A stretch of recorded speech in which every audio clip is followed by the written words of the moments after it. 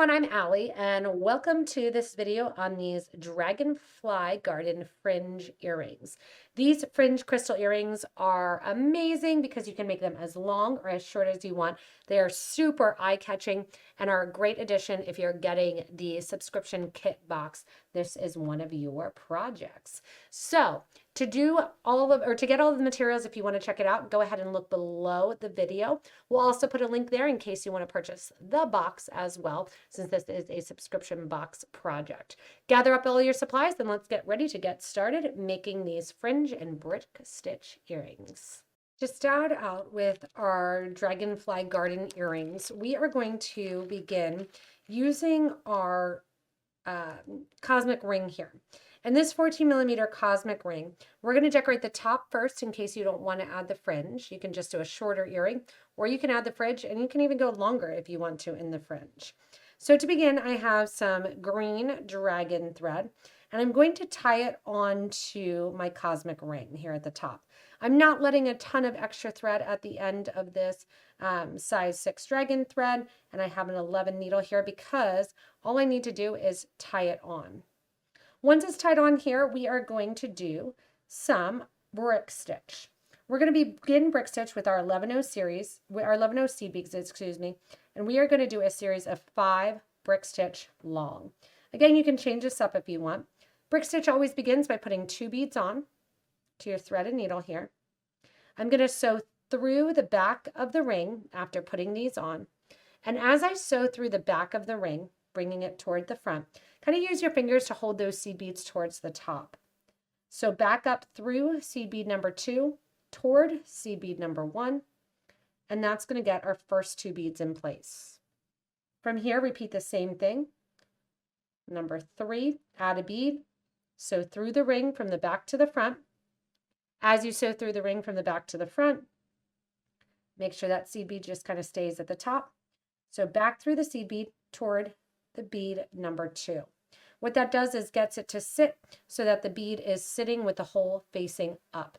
And you're creating these little bridge threads, they're called, going from one bead to another. You're going to repeat this 2 more times till we get a total of 5 beads onto your thread and needle. Our bottom and our tassel little fringe at the bottom is going to start out the exact same way, just using a different bead. As I get this 5th one on then, we're going to get ready to do our next layer of our brick stitch. The next layer of our brick stitch, we're going to be adding 4 beads. However, we're going to do this 2 beads high.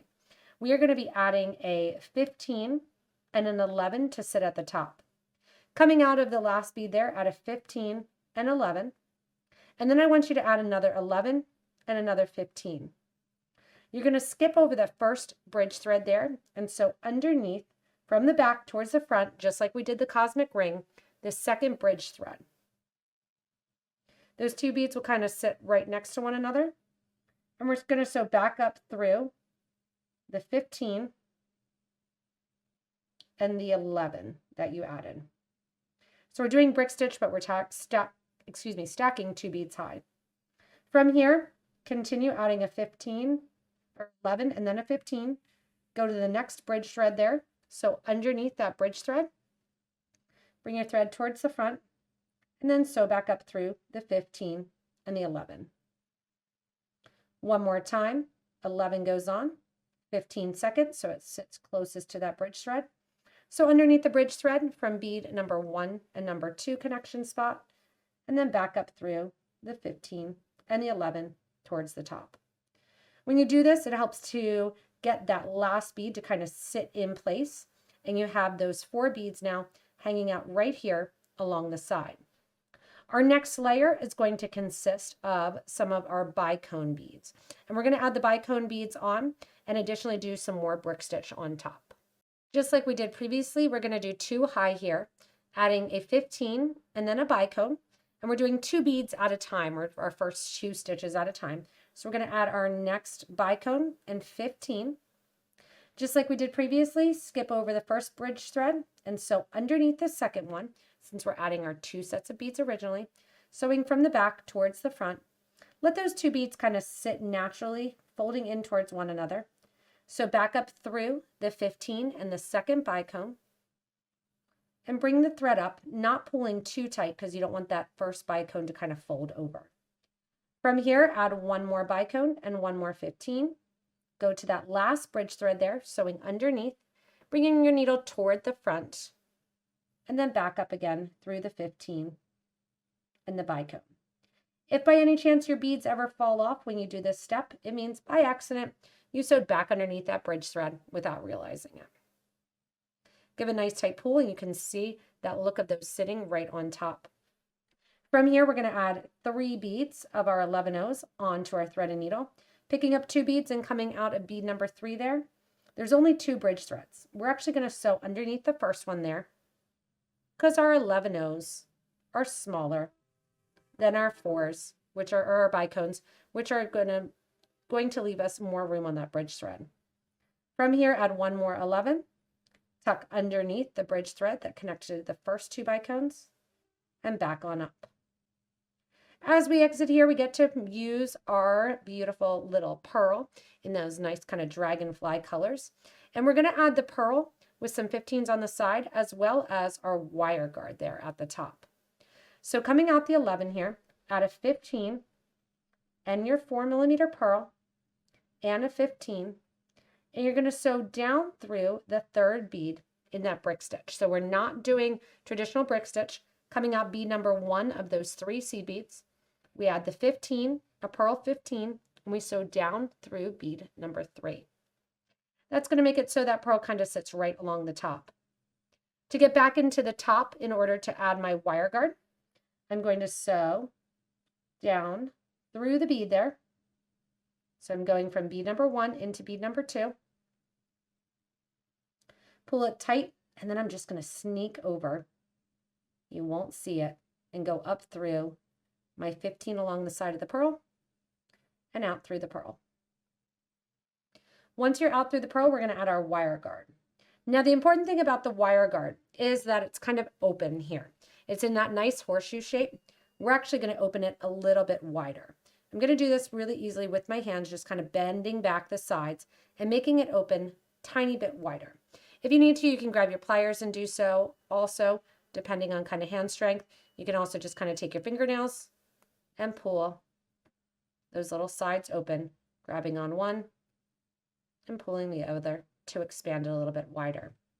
Once it's expanded, take your needle and thread, go through one side of your wire guard, come down through the other side of the wire guard, making sure your thread is getting trapped in that little U channel right there, and then go back through the pearl from the opposite side. That is one pass through the wire guard.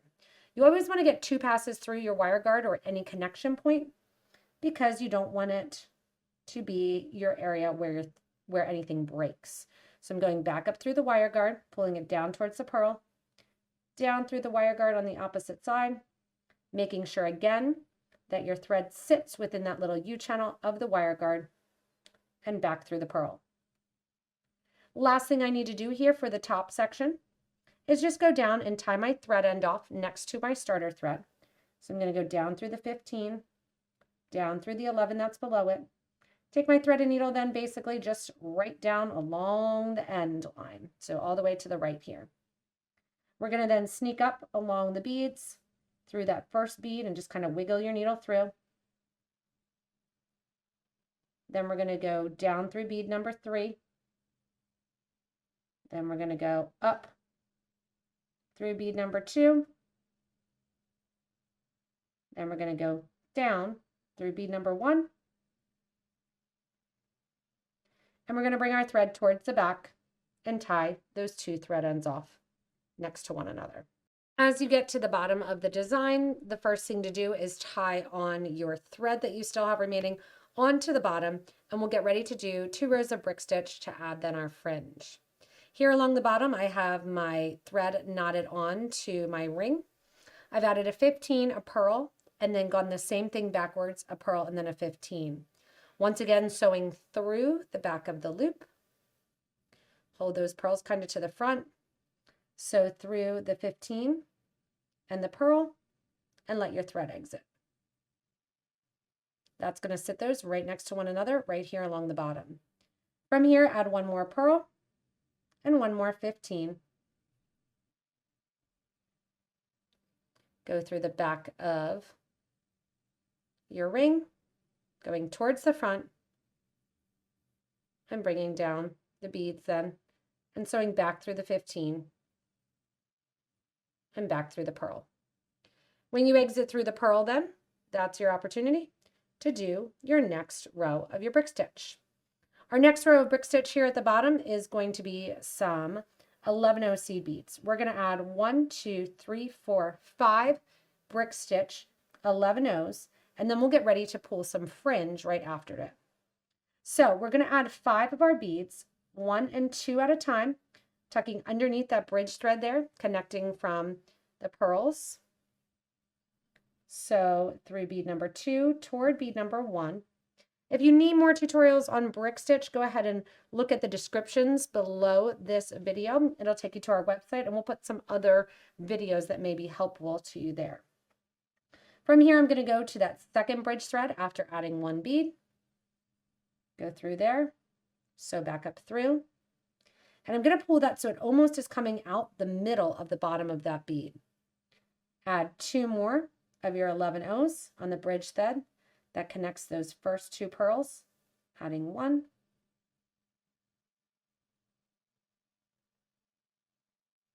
and then the other. Once you exit through this 5th bead here, we are going to start some fringe. The fringe is a really, really simple pattern. So the fringe is going to start right off of these pearls here at the bottom, and it's going to consist of an 11-0, 15, 11, and then your 2mm 11 drop 11 pearl, 3 of your 15s back up through. Each time we go to a different one, it's the exact same pattern, except for the second one, we use 3 11-0s. So here we use 1 after our silver, here we use 3, and here we use 5. Back down to 3 and 1. So I'll show you how to do this first one, and then you can look at this example here, how to increase or decrease depending on how long you want your fringe to be. The first one, when you do your fringe, is going to consist of a 15-0, followed by an 11-0, followed by a bicone like used on the top, 11, teardrop. When I put the teardrop on, I'm going to do it so that way the smaller portion is at the top through the needle first, bigger end towards the bottom. After that, 1 more 11-0 and 1 more pearl. When you get to the bottom of each row of your fringe here, what you want to do is grab 1, 2, and 3 of your 15-0 seed beads. These are going to create a little triangle or a little picot trim at the end. So back up through them, the pearl 11, crystal 11, drop, bicone, all of that goodness, up till you're out through that 11-0 bead that you just exited the brick stitch. When you do that, just kind of fold in your hands those 15-0s along the bottom, give a nice tight pull and make sure they sit correctly. From here, go down through the second bead in the brick stitch, and now repeat the same exact pattern, except after the first 15, increase from 1 bead to 3.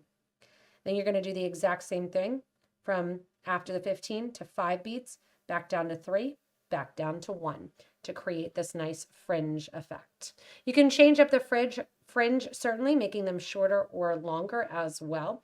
So that's your opportunity to kind of do your own little design, especially if you're joining us making these from our Best Bead Box Kit Edition. After you have your last fringe completed, what you need to do, once again, just like we did along the top, is snake your thread back through to get it over to that starter side. So I'm coming out of my fringe right here, and I'm going to take advantage of the brick stitch. Once again, going down through the row of 11 next to it, just like we did along the top here. And then I'm going to go up through that middle 11. Then once again, down through the second row 11, stitching back and through here, up through row number 1, and at the same time going back up through the pearl, back up through the 15 that's there. Bring your thread and needle to the back of the design. And just like we've done on the other side, go ahead and burn off the thread end to complete your earring. Once you have this knotted and the thread burned off, we're going to grab our ear wires. And our ear wires are really fun because all you have to do is open it up a little bit and close them up. And then I would recommend, so you don't lose them, always use your plastic backs. Again, if you got the subscription kit, they're included in your little earring backings there. Running that thread down towards the project. Grab your ear wires, and anytime you open an ear wire, you always want to open it pulling to the side. Pull to the side, not back. Put your earring on. Close it up by folding it back together. And there you go. And you have your beautiful Dragonfly Garden fringe earrings. Thanks so much for joining me in creating these Dragonfly Garden earrings. They really sparkle like a dragonfly's wings. If you do want to subscribe to the kit box and get a project like this, as well as others, 3 kits per box, go ahead and look below the video in the description. We'll put links there. Remember, you can always do this in different colors, different design ideas, and hopefully it sparks your imagination. If you haven't yet, go ahead and subscribe here on YouTube to the channel so you don't miss any new designs or inspiration from us. Thanks so much for watching. Enjoy your June kit box, and we'll be back with more inspirational designs soon.